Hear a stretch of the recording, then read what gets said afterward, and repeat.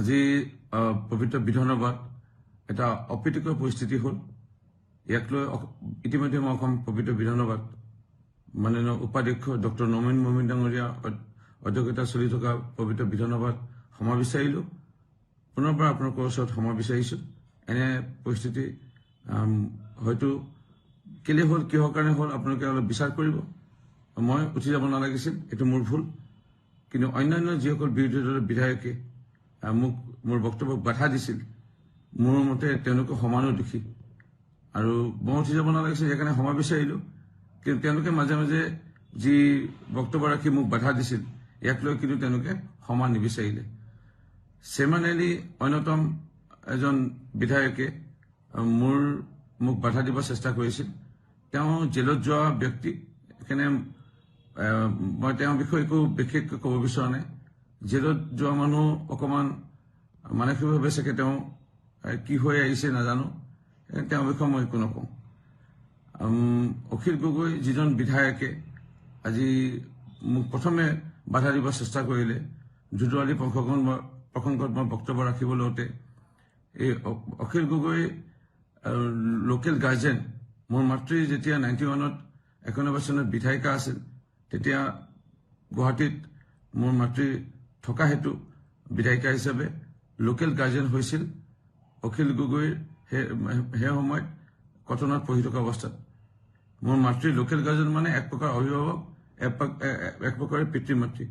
কিন্তু অখিল গগৈ কেনে স্বাৰ্থপৰ এজন ব্যক্তি, ইতিমধ্যে আপোনালোকে লাহে লাহে বুজিব, লাহে লাহে বুজিছে সকলোৱে। তেওঁ মোৰ মাতৃ ঢুকাওঁতে এদিনো খবৰ ল'ব নাহিল, না মোৰ মাতৃ ঢুকাওঁতে না সমাধিত গৈ ধূপ এটা জ্বলালে, চাকি এটা জ্বলালে। সেই অভিভাৱকে পাহৰি যোৱা সেই অখিল গগৈ, নিজৰ পিতৃ মাতৃকে পাহৰি মানে যোৱা বিধৰ বুলি ক'লেও ভুল নহ'ব। সেই অখিল গগৈ যেতিয়া স্বাৰ্থ থাকিব আপোনালোকক বিচাৰিব। মই অন্যতম এটা উদাহৰণ দিওঁ।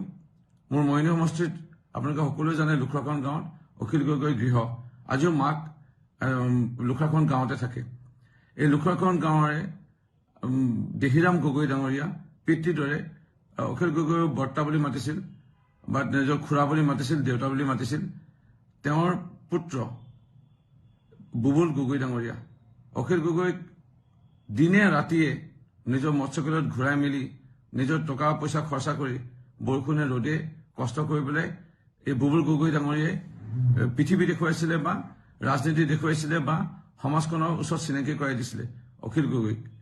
কিন্তু এই বুবুল গগৈ ডাঙৰীয়াৰ পিতৃ দেহিৰাম গগৈ ডাঙৰীয়াৰ শ্ৰাদ্ধত বা মৃত্যুত এদিনো গৈ খবৰ নললে।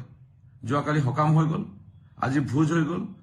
মই স্থানীয় বিধায়ক হিচাপে হওক, এজন নমস্য সমাজকৰ্মী জ্যেষ্ঠ ব্যক্তি দেহিৰাম গগৈ ডাঙৰীয়াৰ গৃহত দুবাৰকৈ গ'লোঁ। কিন্তু অখিল গগৈ যাক ব্যৱহাৰ কৰিলে, যেতিয়া তেওঁ বৃদ্ধ হ'ল, তেওঁ কাম নাইকিয়া হৈ গ'ল, তেওঁক পাহৰি গ'ল। কাম যেতিয়া আদায় হৈ যাব, অখিল গগৈ পাহৰি যাব। এইটো তেওঁৰ স্বভাৱ। ইয়াৰ বিষয়ে আপোনালোকক জনালোঁ, লাহে লাহে আপোনালোকে বুজিব। চেমান আলীৰ বিষয়ে ক'লোঁ, অখিল গগৈৰ বিষয়ে ক'লোঁ।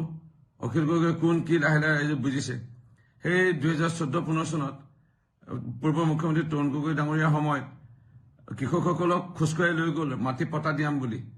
আজি মাটি পটা দিয়াম বুলি কৈ নিজে মাটি লৈ ল'লে অৰ্কিড পাৰ্কত আৰু কৃষকসকলক লাট মাৰি দিলে বা ঠগি দিলে। সেই অখিল গগৈৰ বিষয়ে আপোনালোকে লাহে লাহে শিৱসাগৰবাসী ৰাইজে লাহে লাহে বুজিছে, আৰু অলপ বুজিবলৈ বাকী আছে, লাহে লাহে বুজিব। বাকী আমাৰ মইনী সমষ্টিৰ মানুহে জানে আৰু লাহে লাহে বাকী মানুহবোৰ তেওঁৰ বিষয়ে গম পোৱা হৈছে। যিকোনো খবৰৰ বাবে যোগাযোগ কৰক 7099017330 লগতে 7099017110 নম্বৰত।